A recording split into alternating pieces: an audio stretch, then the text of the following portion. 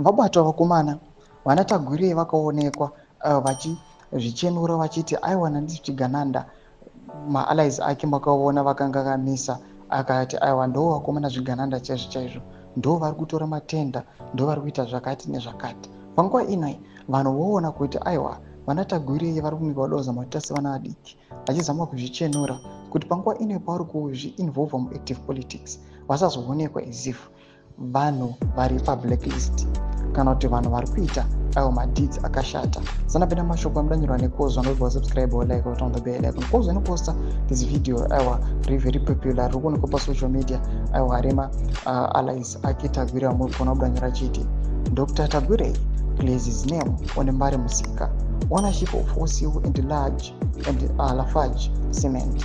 He says the owner is Obech Muga.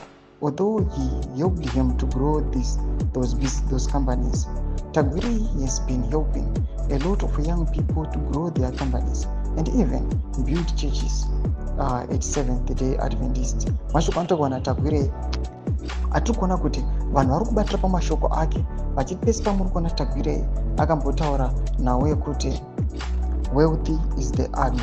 The army protects the citizens and by so doing wealthy inoprotect all my citizens. Yava iwe iri kuonekwa kunzi Tagwirei achizikanwa kuti he is wealthy.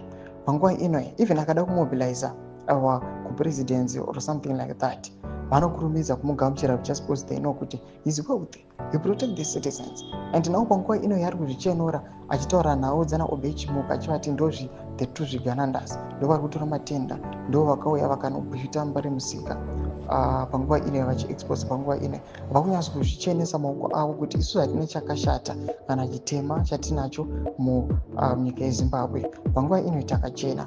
Embotidzai mafunguro enyu muri kudii pamusoro pechitiko ichi. Wapinda comment section medu mudze mafunguro enyu, so subscribe or like, turn on the bell icon.